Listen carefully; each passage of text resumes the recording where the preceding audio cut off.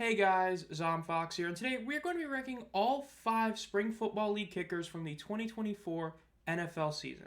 That's right, this past season we had 5 separate Spring Football League kickers kick for NFL teams, with 4 of them being day 1 starters and a 5th one that joined during the season and kind of shook up this list in a shocking way.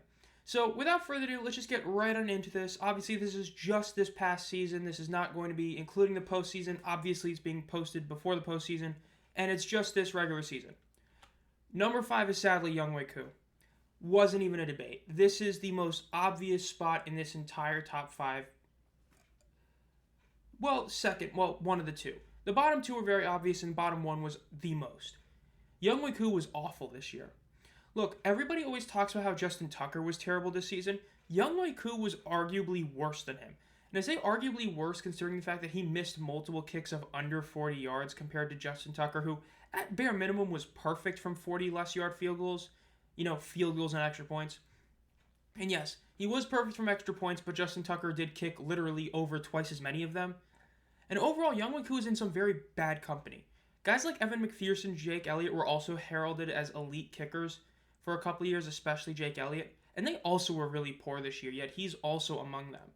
25 of 34 field goals is really bad, especially for Jake Elliott, who already was pretty bad at 28 of 36, but then you see the drop-off from him to Younghoe Koo being almost 5%, being that it is 4, really bad. And the other thing is that Younghoe Koo is a huge hand to play, and the Falcons missing the playoffs, right? The game against New Orleans a few weeks ago, he was the number one reason they lost that game. Not 1, not 2, but 3 missed field goals in a game where they lost by 3. Now, there's other games where he didn't play his best and he did kind of contribute or help them lose games, but didn't necessarily cost them in a lot of ways. And there's a couple games he made him a lot closer. The Tampa Bay game, the first one, had to go to OT because he wasn't playing that well. Then there's a couple other losses during that, losing streak. The game against the Chargers, his missed field goal was a big reason why they did end up losing. So there's a lot to say that he was a huge reason why the Falcons missed the playoffs. Now, was he as big a reason as Kirk Cousins' fall off in the second half? God, no. But he was probably the second most important reason why the team missed the playoffs, which is sad to say but true.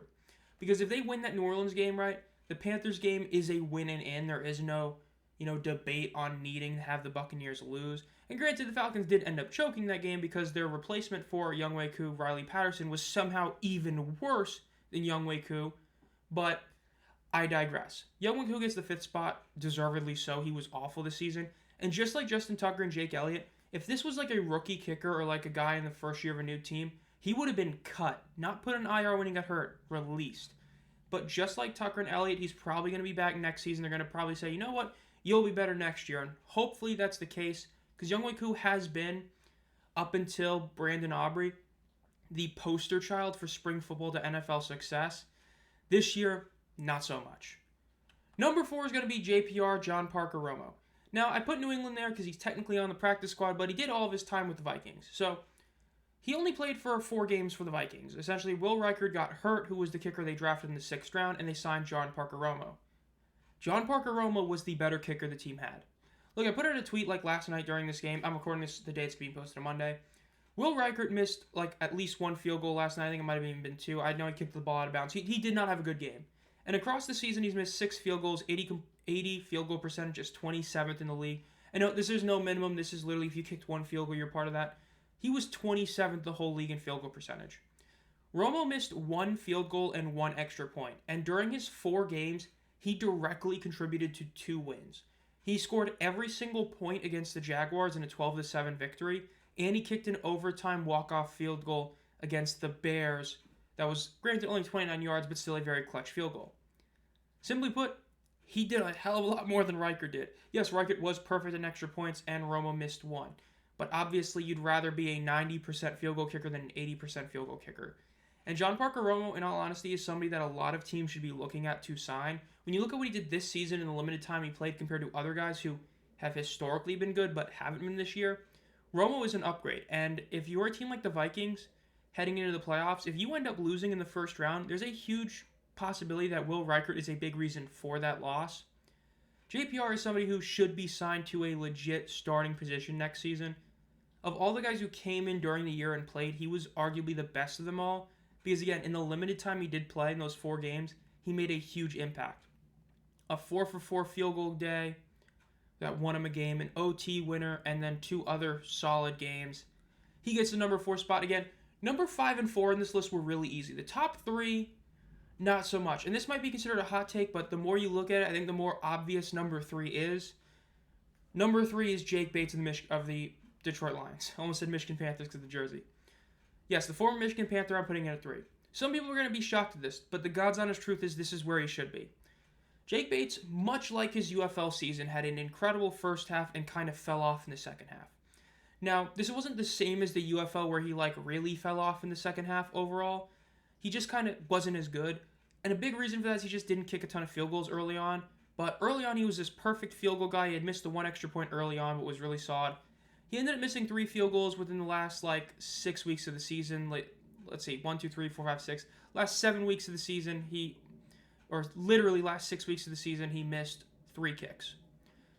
But what's more important about it is the fact that he's not kicking a lot. Look, his field goal attempted would be tied for 10th in field goal made this season. He did not kick a lot. And extra point-wise, again, I get it. He kicked a lot of extra points. 67 is a lot. He still missed 3 of them.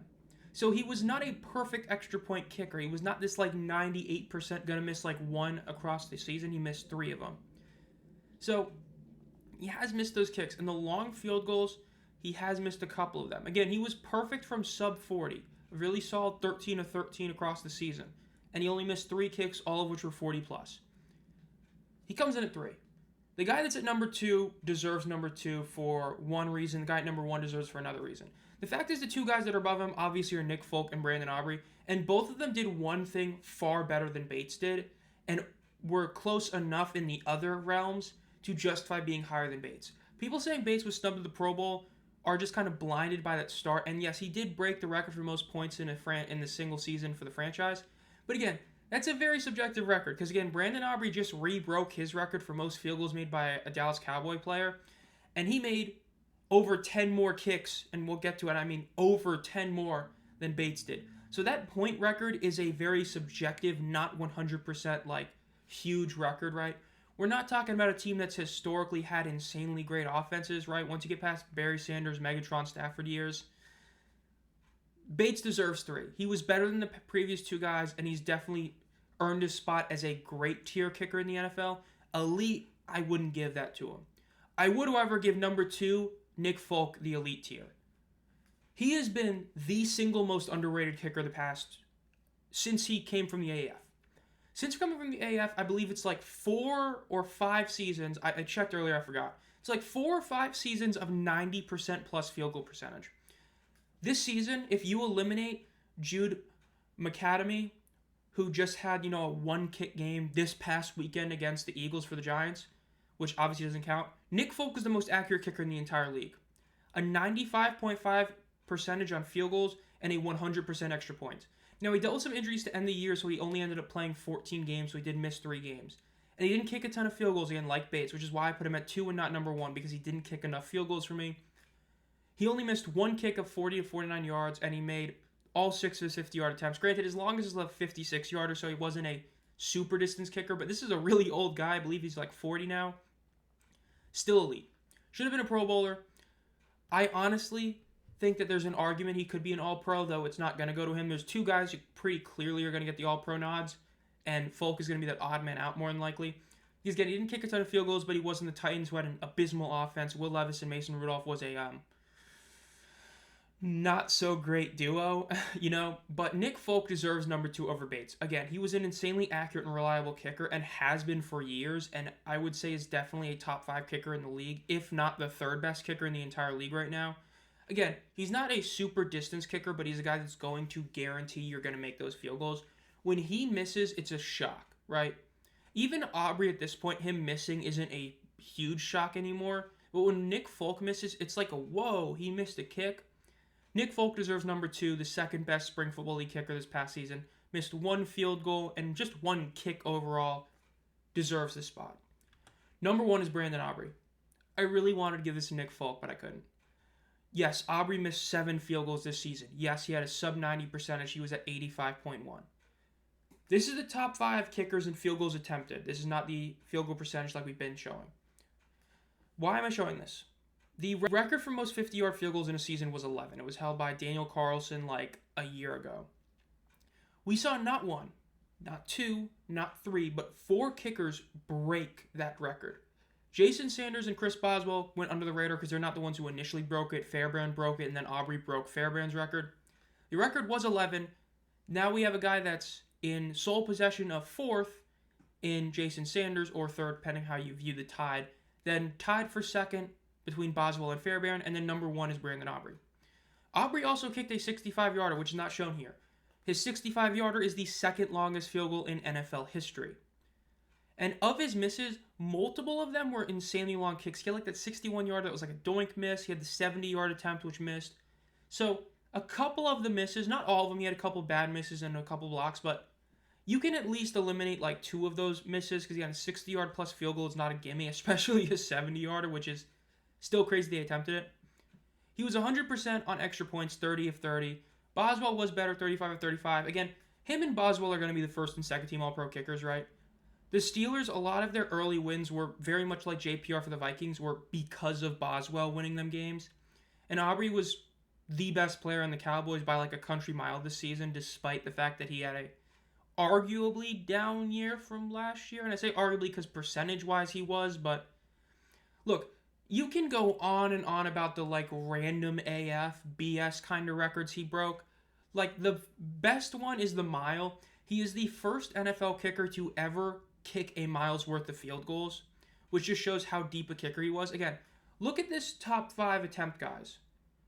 He attempted 14 sub 40-yard field goals. Out of 47, only 14 of them were shorter to mid-range kicks. Boswell almost attempted that, and so did Sanders in just 30 to 39 yarders.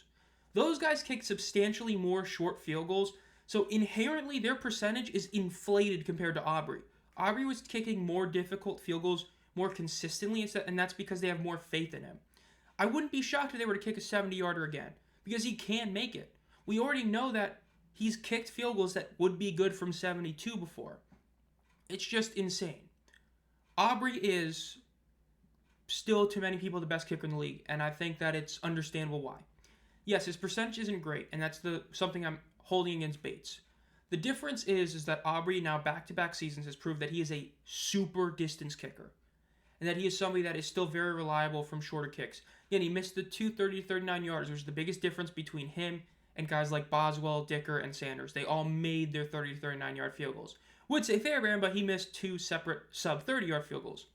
Point is, Aubrey broke a ton of Cowboys records. He hit milestones that are just random but insane. He broke the NFL record, again, for most 50-yard field goals in a year where somebody else broke it, and so did 2 other guys. I mean, for how bad a lot of kickers have been this year, it also has been a year of the kicker in some way, because again, like, the kickers who were great this year were some of the best all-time seasons. Like, I believe I read that in terms of 40-yard or 40 field goals made in a season, it's like less than 10 players have ever done it. And we had 2 guys do it this season, almost 3. If Dicker had made 1 more kick, he would have been in that group. I mean, it's just, Aubrey's season was insane. If he just hadn't had those couple of games in that like early to mid part of the season where he had like a blocked kick and a missed one against the Steelers, I believe, his season would have been even better. But point is, he deserves the number 1 best spring football league kicker in the league this season. He deserves it over Bates. He deserves it over Folk, and obviously over the other 2. And so, that'll do it. This has been ZomFox. If you enjoyed this video, make sure to subscribe and hit the bell. Community member video will be coming out probably next couple days in my NFL playoff bracket. So if you want to see that video and get exclusive benefits like team emojis, multiple other videos automatically accessible to you, become a community member for 99 cents a month at least, as well as subscribe for more, as this Friday I will be more than likely posting my UFL schedules ranked from easiest to hardest. So be on the lookout for that, and as always, guys, have a great night.